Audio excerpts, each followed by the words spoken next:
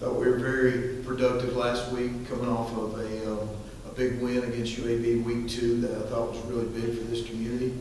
I thought our players and our staff, I thought we maximized our open week. I still felt like there was a lot of growth and development, and our kids approached it with the right mentality and the mindset. We understand that this is a journey.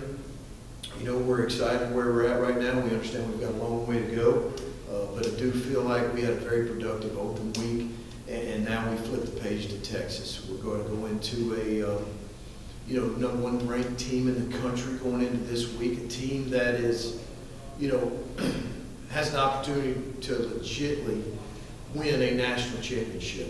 They're one of the teams that are in the conversation. They're coached extremely well. They're big, they're long, they're powerful, they're experienced, and our team, we're excited about the challenge. We're excited. This is going to be our first road game as a team. I don't know if there's a better way to go out there and get prepared and go play a team like Texas on the road that's going to prepare us as we move into conference play. Coach, this is, you talked about first road game, you're jumping into the deep end of the pool, but overall, what does it mean for your program to get the unique opportunity to play the #1 team in the country? It's very exciting. What an opportunity. Our players get the opportunity to go, in front of over 100,000 and play the #1 team in the country. And our players are excited about that opportunity. I can promise you this, our locker room and this building, we're not scared of this opportunity. We're excited about this opportunity. And let's go get on this stage and let's see where we're at. Let's see where we're at as a program, going into really our 3rd game of the season. Do they look different with Arch Manning compared to Quinn Ewers? Basically the same machine. I think they're both 2 NFL quarterbacks. I really do. I think Arch, the thing that I respect about Arch is he came in and he understood that he was a true freshman and he was behind Ewers, and he just developed.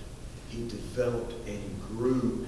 And when you do that, and you get your opportunity like he did, then that's when you make the most of your opportunity. And I think that's kind of a little bit lost in college football today, is earning your way and deserving your way to your opportunity. And I thought obviously he came out and counted, I think, for 5 touchdowns and entered the Heisman race, as the backup coming off and to replace the starter. Coach, you talked about, this is a team that's not backing down from this challenge. But this is, as you mentioned, it's a unique opportunity for your guys to play on a stage against a team like that. And really just put ULM on the map even more. You talk about that 1-3-4 all the time. This is a chance to show what ULM football is really about this year, isn't it? It really is. We ranked 134 and last in the Sun Belt, and now having the opportunity to go on the road and play the #1 team in the country. And really just see where we're at. See where they're at this stage, going into week 3. But I'm excited for our players. We understand, the challenge that we have, the adversity that we're going to face in games like these. But I think everything you go through, if you run through it, and if you're steady in it, that's the biggest thing, is how do we respond in a hostile environment against the #1 team in the country. I think it's going to provide a lot of opportunity for growth, for development, and it's going to provide a lot of opportunities for our guys to show really who we are right now, where we at right now. And it's an opportunity that we're excited about and we're looking forward to. We just understand our preparation is key every single day, how we prepare, for this football team and for this environment. How do you simulate, if it's even possible? You mentioned the crowd costs 100,000. What do you do in practice to try to simulate those situations? You gotta prepare for the noise. You gotta be steady in the storm. Your communication's gotta be on point. We talk about it all the time. We talk about it throughout the season. And in the off season is, when we get out there, guys, we're all we got. We're all we got, but we're all we need. But we've got to have each other, and we've got to communicate with each other, and we've got to play together.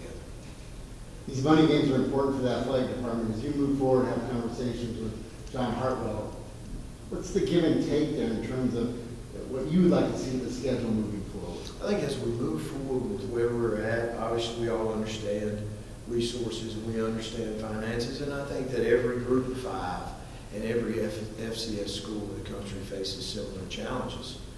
But, you know, obviously moving forward, I would like to have one of these. I would like to have one of these big ones a year because I think it puts our kids on that stage, and our kids deserve that opportunity, and they want that opportunity. But in my mind, I'd always like to move forward to one of those. You know, I mentioned first road game. You know, it's a different schedule. It's a different mentality heading into a road game. You don't get to, you know, hang out at home and drive 4 minutes to the stadium. You know, just preparation-wise for that aspect of it. How do you guys get the guys prepared for that? I think it just starts with the mindset, and it starts with the mentality, because until you're actually on the road, you're not on the road. And we haven't been there yet. And to accomplish things that we've set to accomplish, you know, becoming a bowl champion, becoming a conference champion, you have to go on the road and win games in hostile environments. And it's not easy. And it's something that the mentality of your football team and the toughness of your football team and really the togetherness of your football team has to stand tall. It has to stand tall because you have to go into somebody else's town and you've got to take it from them. And that's not easy to do in college football.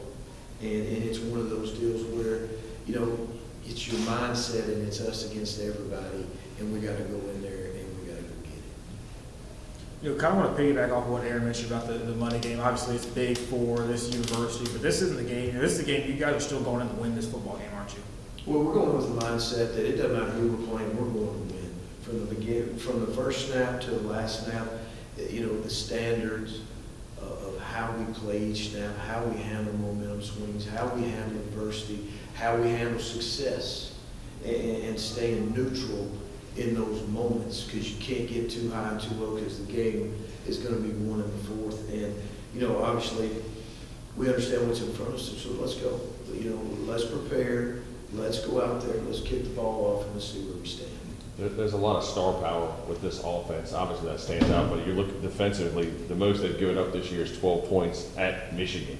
Tell us about their defense. I think their defense is really sound. If you start with their front, they're 6'5", they're 6'6", they're 6'4", 320, 330. That are very explosive, they're powerful, they're great with their hands and their length. They do a great job engaging and also disconnecting their opponent. Their inside linebackers are very special, 0 and 33. They're fast, they're explosive, their eyes are extremely good, they're coached to the T, their back end, their safeties are very savvy, with 16 kind of being the general back there that I see. 16 is, he's the captain, he's the leader in the back end that appears on film. They're very technical, their corners are very sound. They don't want you, they're going to try to keep you on top, stay on top of you. The thing they do, they're great at what they do. They're coached extremely well. They adjust to, you know, motions and shifts extremely well. I think this would be the best defense that I've seen, you know, since the Georgia team. So without a doubt, these guys are they're disruptive. We're studying red zone this morning, and I think there's only like 2 clips of anybody being in the red zone. So they're playing at a high level, you know, and that's why they're ranked #1. They're playing at a high level. So what kind of level can we play at is our focus. With the week off, is Dallas back, or you go good on good, or was it a combination of both? It was a little combination of both. We felt like we had a really physical camp. We felt like we had physical first 2 weeks of the season, and we've got a 4-game stretch, you know, with Troy, Texas, Troy, James Madison, and then Southern Miss, and then we've got another open week, and then we've got a 6-game run that's going to be a heck of a stretch there at the end. So we felt like we had to take care of our bodies a little bit, but still keep some physicality and really work on ourselves. You know, you talk about that. We talk about establishing the run game for you guys, and we talk about that physicality. You know, SEC schools, we always talk about physicality. You know, how has the mindset changed? Have they amped it up a bit heading into this week with that challenge ahead with the defense is going to be so tough? Well, I think we just try to bring that same mentality every day, regardless of who we play, and we try to bring that edge about us every day so we can sharpen it daily. We just understand these guys are, you know, they're just bigger, faster, and and strong, and they play well together. So at the end of the day, this is a great challenge for us, and something we're looking forward to. You mentioned the bye week. Obviously, as a head coach, you got a lot on your plate. How did you enjoy your bye week? Well, I thought we were very focused. We were very focused as a staff. We were very diligent and efficient in what we did in our work for now, for ourselves, and for our future, for our opponents moving forward. I felt like our staff, we recruited well this off week. We worked extremely hard on ourselves and our opponents, and we maximized our time. I think probably the best day was Saturday. Being able to catch our breath a little bit Saturday and be able to, get ready for this 4-game stretch.